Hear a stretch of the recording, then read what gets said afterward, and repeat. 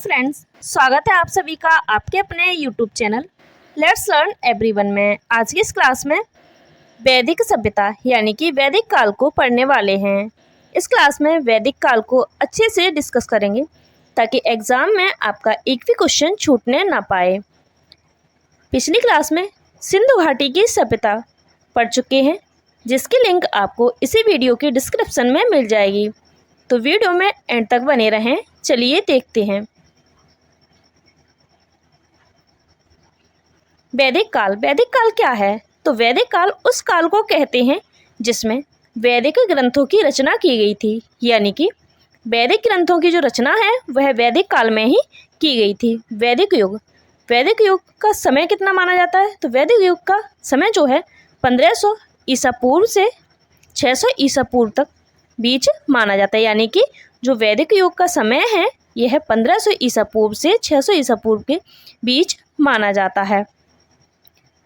यह 1400 ईसा पूर्व सिंधु घाटी सभ्यता के पतन के बाद प्राचीन भारत में उत्पन्न होने वाली अगली प्रमुख सभ्यता है, यानी कि जो वैदिक सभ्यता है यह सिंधु घाटी सभ्यता के पतन के बाद प्राचीन भारत में उत्पन्न होने वाली अगली सभ्यता है, यानी कि सिंधु घाटी के बाद इसका उत्थान हुआ था। इसी काल में वेदों की रचना हुई। जो वैदिक काल है, वैदिक काल में ही वेदों की रचना हुई थी और इसी युग से इस युग को यह नाम मिला है, यानी कि वेदों की रचना से ही इस काल को वैदिक काल का नाम मिला है। वेद इस युग की जानकारी के प्रमुख स्रोत हैं, यानी कि वेदों से ही वैदिक काल की जानकारी प्राप्त होती है। वैदिक युग की जो शुरुआत है वह आर्यों या इंडो आर्यन के आगमन के साथ हुई। जो वैदिक युग की शुरुआत है वह आर्यों या इंडो आर्यन के आगमन से हुई थी। अगला पॉइंट है वैदिक काल का विभाजन। जो वैदिक काल का विभाजन है वह दो भागों में हुआ है। कौन कौन से हैं? तो पहला है ऋग्वैदिक काल, दूसरा है उत्तर वैदिक काल। ऋग्वैदिक काल तो यह जो है इसका समय माना जाता है 1500 से 1000 ईसा पूर्व तक। जो ऋग्वैदिक काल है इसका समय माना जाता है 1500 से 1000 ईसा पूर्व, और जो उत्तर वैदिक काल है इसका समय माना जाता है 1000 से 600 ईसा पूर्व। आर्य सर्वप्रथम पंजाब एवं अफगानिस्तान में बसे थे। जो आर्य थे वो सबसे पहले पंजाब एवं अफगानिस्तान में बसे थे। मैक्स मूलर एक विद्वान थे। इन्होंने आर्यों का मूल निवास स्थान मध्य एशिया माना। जो मैक्स मूलर थे इन्होंने आर्यों का स्थान क्या माना? तो यह माना था मध्य एशिया। आर्यों द्वारा निर्मित सभ्यता वैदिक सभ्यता कहलाई। आर्यों द्वारा जो निर्मित सभ्यता थी उसे ही वैदिक सभ्यता कहा जाता है। यह एक ग्रामीण सभ्यता थी। जो वैदिक सभ्यता थी यह कैसी थी? तो एक ग्रामीण सभ्यता थी। आर्यों की भाषा संस्कृत थी। जो आर्य थे इनकी भाषा कैसी थी? इनकी भाषा थी संस्कृत। अगला पॉइंट है आर्यों के प्रशासनिक इकाई। आर्यों की जो प्रशासनिक इकाई थी वह आरोही क्रम से इन 5 भागों में बटी थी। कौन कौन से हैं? पहला है कुल, दूसरी ग्राम, विश्व, जन और राष्ट्र। यानी कि आर्यों की प्रशासनिक इकाई सबसे बड़ी इकाई कौन सी थी? तो यह थी राष्ट्र, उससे छोटी थी जन, उससे छोटी थी विश्व, उससे छोटी ग्राम और सबसे छोटी थी कुल। ये 5 प्रशासनिक इकाइयाँ थीं। ग्राम के मुखिया ग्रामीण, यानी कि जो ग्राम के मुखिया थे वह ग्रामीण कहलाते थे। विश्व का प्रधान विश्वपति एवं जन के शासक राजन कहलाते थे। राज्य अधिकारियों में पुरोहित एवं सेनानी प्रमुख थे। जो राज्य अधिकारी थे उनमें पुरोहित एवं सेनानी कौन थे? प्रमुख थे। वशिष्ठ रूढ़वादी एवं विश्वामित्र उदार पुरोहित थे। अगला पॉइंट है सूत रथकार व कम्मादी नामक अधिकारी रत्नी कहे जाते थे। यानी कि वैदिक काल में सूत, रथकार एवं कम्मादी नामक अधिकारी जो थे वह कौन? रत्नी कहे जाते थे। इनकी संख्या राजा सहित करीब 12 हुआ करती थी। इनकी संख्या कितनी थी? तो राजा सहित कितनी थी? 12 थी। वाजपति, वाजपति कौन होते थे? तो उस समय में वाजपति जो है गोचर भूमि का अधिकारी होता था। जो वाजपति होते थे वह गोचर भूमि का अधिकारी होता था। उग्र कौन होते थे? तो अपराधियों को पकड़ने का कार्य करते थे। जो उग्र होते थे वह अपराधियों को पकड़ने का कार्य करते थे। कुछ इंपोर्टेंट नोट दिया है, इसे भी पढ़ लेते हैं। ऋग्वेद में किसी तरह के न्यायाधिकार का उल्लेख नहीं है, यानी कि ऋग्वेद में न्यायाधिकार का उल्लेख नहीं मिलता है। अगला पॉइंट है सभा एवं समिति राजा को सलाह देने वाली संस्था थी। जो सभा और समिति थी वह एक संस्था थी जो राजा को सलाह प्रदान करती थी। सभा श्रेष्ठ एवं सम्रांत, जो सभा थी वह श्रेष्ठ, सम्रांत का अर्थ होता है कुलीन। तो सभा थी श्रेष्ठ एवं सम्रांत लोगों की संस्था थी, जबकि जो समिति थी वह सामान्य जनता का प्रतिनिधित्व करती थी।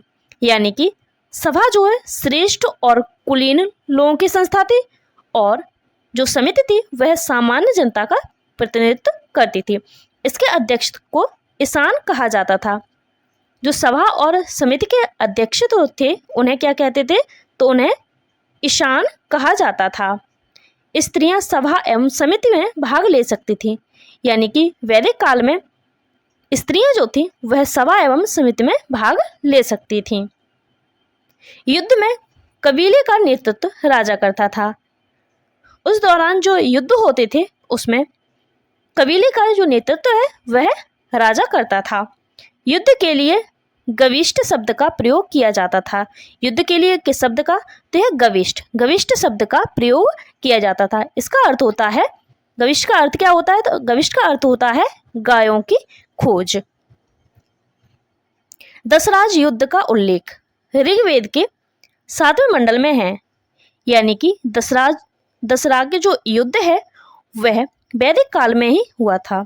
जिसका उल्लेख कहाँ मिलता है? तो जिसका उल्लेख हमें ऋग्वेद के 7वें मंडल में मिलता है। यह युद्ध परुषणी यानी कि रावी नदी के तट पर सुदास एवं 10 जनों के बीच में लड़ा गया था, जिसमें सुदास विजय हुए थे, यानी कि सुदास की विजय हुई थी। अगला पॉइंट है ऋग्वैदिक समाज 4 वर्णों में विभक्त था। जो ऋग्वैदिक समाज था वह कितने? 4 वर्णों में विभक्त था। कौन कौन से हैं? तो ये वर्ण थे ब्राह्मण, क्षत्रिय, वैश्य एवं शूद्र। यह विभाजन व्यवसाय पर आधारित था। जो वर्णों का विभाजन था यह किस पर? यह व्यवसाय पर आधारित था। ऋग्वेद के 10वें मंडल के पुरुष सूक्त में चतुर्वर्णों का उल्लेख मिलता है। जो 4 वर्ण का उल्लेख है यह कहाँ मिलता है? तो ऋग्वेद के 10वें मंडल में। इसमें कहा गया है कि ब्राह्मण परम पुरुष के मुख से, यानी कि जो ब्राह्मण है वह परम पुरुष के मुख से, क्षत्रिय उनकी भुजाओं से, वैश्य उनकी जांघों से एवं शूद्र उनके पैरों से उत्पन्न हुए हैं। आर्यों का समाज पितृ प्रधान था। जो आर्य का समाज था वह कैसा था? तो यह पितृ प्रधान था। समाज की सबसे छोटी इकाई, तो समाज की सबसे छोटी इकाई क्या होती थी? कुल या फिर परिवार, यानी कि परिवार या फिर कुल थी सबसे छोटी इकाई, जिसका मुखिया पिता होता था। यानी कि कुल या परिवार का मुखिया कौन है? तो यह पिता, यानी कि पिता होते थे, जिसे कुलपति कहा जाता था। स्त्रियां इस काल में अपने पति के साथ यज्ञ कार्य में भाग लेती थीं। जो स्त्रियां थीं वह वैदिक काल में अपने पति के साथ यज्ञ कार्य में भाग लेती थीं। बाल विवाह एवं पर्दा प्रथा का प्रचलन नहीं था। वैदिक काल में बाल विवाह एवं पर्दा प्रथा का प्रचलन नहीं था। विधवा अपने मृतक पति के छोटे भाई यानी कि देवर से विवाह कर सकती थीं। स्त्रियां शिक्षा ग्रहण करती थीं। वैदिक काल में जो था वह स्त्रियां शिक्षा ग्रहण करती थीं।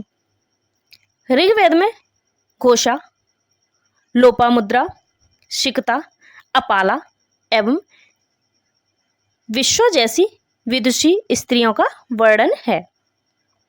गार्गी ने याज्ञवल्क्य को वाद विवाद की चुनौती दी थी। गार्गी जो थी वह वैदिक काल की ही एक स्त्री थी, यानी कि विदुषी थी। उन्होंने याज्ञवल्क्य को वाद विवाद की चुनौती दी थी। जीवन भर अविवाहित रहने वाली महिलाओं को अमाजु कहा जाता था। जो महिलाएं आजीवन अविवाहित रहती थी उन्हें क्या कहा जाता था? तो उन्हें अमाजु कहा जाता था। जीविकापार्जन के लिए वेद वेदांग पढ़ने वाला अध्यापक उपाध्याय कहलाता था, यानी कि जो वेद और वेदांग को पढ़ने वाले अध्यापक थे उन्हें क्या कहते थे? तो वह उपाध्याय कहलाते थे। आर्यों का मुख्य पेय पदार्थ सोमरस था। जो आर्य थे, आर्यों का मुख्य पेय पदार्थ क्या था? तो यह था सोमरस। सोमरस यह वनस्पति से बनाया जाता था। जो सोमरस है वह किससे? वनस्पति से बनाया जाता था। आर्य जो थे वह मुख्य 3 प्रकार के वस्त्र का उपयोग करते थे। जो आर्य थे वह कितने? 3 प्रकार के वस्त्रों का उपयोग करते थे। कौन कौन से? वास, अधिवास और उषडीस। अंदर पहनने वाले कपड़े को नीवी कहा जाता था। जो आर्य थे वह अंदर जो कपड़े पहनते थे उन्हें क्या कहते थे? तो नीवी कहा जाता था। अगला पॉइंट है, आर्यों के मनोरंजन के मुख्य साधन थे। आर्यों के मनोरंजन के मुख्य साधन क्या थे? तो यह थे संगीत, रथ दौड़, घुड़दौड़ एवं धूत कीड़ा। आर्यों का मुख्य व्यवसाय क्या था? तो पशुपालन एवं कृषि था। महर्षि कणाद को भारतीय परमाणुवाद का जनक कहा जाता है। जो महर्षि कणाद थे इनको भारतीय परमाणुवाद का जनक कहा जाता है। गाय को अध्या न मारे जाने वाले योग्य पशु की श्रेणी में रखा जाता था। गाय की हत्या करने वाले या उसे घायल करने वाले के लिए वेदों में मृत्युदंड अथवा देश से निकालने की व्यवस्था थी। यानी कि वैदिक काल में अगर किसी ने गाय की मृत्यु या फिर घायल कर दिया तो उसके लिए मृत्युदंड या फिर देश से निकाले जाने की व्यवस्था थी। आर्यों का प्रिय पशु घोड़ा एवं सर्वाधिक प्रिय देवता इंद्र थे। यानी कि प्रिय पशु घोड़ा था और सर्वाधिक प्रिय देवता कौन से थे? तो इंद्रदेव थे। आर्यों द्वारा खोजी गई धातु लोहा थी। आर्यों द्वारा खोजी गई धातु कौन सी? लोहा थी, जिसे श्याम अयस कहा जाता था। जिसे क्या? श्याम अयस कहा जाता था। तांबे को लोहित अयस कहा जाता था। लोहे को श्याम अयस और तांबे को लोहित अयस कहा जाता था। कुछ इंपोर्टेंट नोट है, इसे भी पढ़ लेते हैं। भारतीयों को लोहे का ज्ञान ईसा पूर्व 8वीं सदी में प्राप्त हुआ था। व्यापार हेतु दूर दूर तक जाने वाले व्यक्ति को पढ़े कहते थे। यानी कि वैदिक काल में जो व्यक्ति व्यापार हेतु दूर दूर जाते थे, यानी कि दूर देशों में जाते थे, तो उन्हें क्या कहते थे? उन्हें पढ़ी कहा जाता था। लेन देन में वस्तु विनिमय की प्रणाली प्रचलित थी। ऋण देकर ब्याज लेने वाले को वेटनाट, जो ऋण देकर ब्याज लेते थे उन्हें वेकनाट या फिर सूदखोर कहा जाता था। मनुष्य एवं देवता के बीच मध्यस्थ की भूमिका निभाने वाले देवता के रूप में अग्नि की पूजा की जाती थी। ऋग्वेद में उल्लेखित नदियों में सरस्वती नदी सबसे पवित्र मानी जाती है। यानी कि ऋग्वेद में सबसे पवित्र नदी कौन सी? तो है सरस्वती नदी मानी जाती है। ऋग्वेद में गंगा का 1 बार और यमुना का उल्लेख 3 बार हुआ है। यानी कि ऋग्वेद में जो गंगा नदी है, गंगा नदी का उल्लेख जो है 1 बार हुआ है और यमुना नदी का उल्लेख जो है 3 बार हुआ है। इसमें सिंधु नदी का उल्लेख सर्वाधिक बार हुआ है। यानी कि ऋग्वेद में सिंधु नदी का उल्लेख जो है सर्वाधिक बार हुआ है। अगला पॉइंट है, उत्तर वैदिक काल में इंद्र के स्थान पर प्रजापति सर्वाधिक प्रिय देवता हो गए थे। यानी कि ऋग्वैदिक काल में जो सबसे प्रिय देवता थे वह इंद्र देवता थे और उत्तर वैदिक काल में प्रजापति सर्वाधिक प्रिय देवता हो गए थे। विष्णु के 3 पंगों की कल्पना का विकास उत्तर वैदिक काल में ही हुआ था। उत्तर वैदिक काल में राजा के राज्याभिषेक के समय राजसूय यज्ञ का अनुष्ठान किया जाता था। यानी कि उत्तर वैदिक काल में राजा को जब राज्याभिषेक होता था उस समय राजसूय यज्ञ का अनुष्ठान किया जाने लगा था। उत्तर वैदिक काल में वर्ण व्यवसाय की वजह जन्म के आधार पर निर्धारित होने लगा था। यानी कि जो वर्णों का विभाजन है वह ऋग्वैदिक काल में व्यवसाय के आधार पर होता था और उत्तर वैदिक काल में जन्म के आधार पर होने लगा था। अगला पॉइंट है, उत्तर वैदिक काल में हल को सिरा व हल रेखा को सीता कहा जाता था। उत्तर वैदिक काल में निष्क और शतमान मुद्रा की इकाई थी। मुद्रा की इकाइयां क्या थी? तो शतमान और निष्क और शतमान थी। सिक्कों के चलन का कोई प्रमाण नहीं मिलता। यानी कि उत्तर वैदिक काल में सिक्कों का कोई भी प्रमाण नहीं मिलता है। सांख्य दर्शन भारत के सभी दर्शनों में सबसे प्राचीन है। जो सांख्य दर्शन है वह भारत के सभी दर्शनों में सबसे प्राचीन माना जाता है। इसके अनुसार मूल तत्व 25 हैं। मूल तत्व कितने हैं? तो 25 हैं। इसमें प्रकृति पहला तत्व है। यानी कि मूल जो तत्व है वो 25 है और पहला कौन सा है? तो प्रकृति को पहला तत्व माना गया है। अगला पॉइंट है, सत्यमेव जयते। जो सत्यमेव जयते वाक्य है यह मुंडकोपनिषद से लिया गया है। इसी उपनिषद में यज्ञ की तुलना फूटी नाव से की गई है। यानी कि यज्ञ की तुलना किससे? फूटी नाव से की गई है। ईसा पूर्व 2री सदी में राजाओं के उपयुक्त यज्ञ वेदी बनने के लिए आपस्तंभ व्यवहारिक ज्यामिति की रचना की गई थी। यानी कि राजाओं के यज्ञ वेदी बनने के लिए आपस्तंभ व्यवहारिक ज्यामिति की रचना की गई थी। गायत्री मंत्र शावित्र नामक देवता को संबोधित है। जो गायत्री मंत्र का उल्लेख है वह ऋग्वेद में मिलता है, जिसका संबंध किससे है? ऋग्वेद से है। लोगों को आर्य बनाने के लिए विश्वामित्र ने गायत्री मंत्र की रचना की थी। गायत्री मंत्र की रचना जो है वह किसने की थी? तो विश्वामित्र ने की थी। उत्तर वैदिक काल में कौशाम्बी नगर में प्रथम बार पक्की ईंट का प्रयोग किया था। पक्की ईंट का प्रयोग तो यह उत्तर वैदिक काल में किया था। कहाँ किया गया था? तो कौशाम्बी नगर में किया गया था। प्रथम बार कौशाम्बी नगर में किया गया था। महाकाव्य 2 हैं। महाकाव्य कितने हैं? तो 2 हैं। कौन कौन से हैं? महाभारत और रामायण। महाभारत का पुराना नाम जय संहिता है।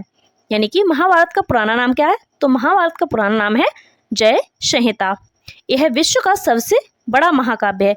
जो महाभारत है यह विश्व का सबसे बड़ा महाकाव्य है। गोत्र नामक संस्था का जन्म जो है उत्तर वैदिक काल में हुआ था। जो गोत्र नामक संस्था है इसका जन्म जो है उत्तर वैदिक काल में ही हुआ था। कुछ इंपोर्टेंट नोट दिया है, इसे भी पढ़ लेते हैं। वेदांत दर्शन के मौलिक ग्रंथ ब्रह्म सूत्र या वेदांत सूत्र की रचना वदरायण ने की थी। जो ब्रह्म सूत्र और वेदांत सूत्र की रचना जो है वह वदरायण ने की थी। यहाँ से हम ऋग्वैदिक कालीन देवताओं को पढ़ेंगे। तो इंद्र देवता युद्ध का नेता एवं वर्षा का देवता। इंद्र देवता जो थे वह युद्ध का नेता एवं वर्षा का नेता माना जाता था। अग्नि को देवता एवं मनुष्य के बीच का मध्यस्थ माना जाता था। वरुण जो थे वह पृथ्वी एवं सूर्य के निर्माता, समुद्र का देवता, विश्व के विनामक व शासक, सत्य का प्रतीक, ऋतु परिवर्तन व दिन रात कार्यकर्ता माने जाते थे। 2 यह आकाश का देवता यानी कि यह सबसे प्राचीन थे। सोम देवता ये है वनस्पति देवता, जो सोम देवता थे वह वनस्पति देवता माने जाते। उषा, उषा जो थे वह प्रगति एवं उत्थान के देवता माने जाते थे। अश्विनी, अश्विनी जो थे वह विपत्तियों को हराने वाले देवता, पूरश पशुओं का देवता माने जाते थे। विष्णु, विष्णु जो थे वह विश्व के संरक्षक एवं कर्ता पालन माने जाते थे। मारुति, मारुति जो थे वह आंधी तूफान का देवता माने जाते थे। आज की क्लास को यहीं समाप्त करते हैं। आपको ये मेरा प्रयास कैसा लगा एक बार कमेंट सेक्शन में अवश्य बताएं। वीडियो अच्छी लगी हो तो लाइक करें, चैनल पर नए हैं तो सब्सक्राइब करें। Thank you for watching.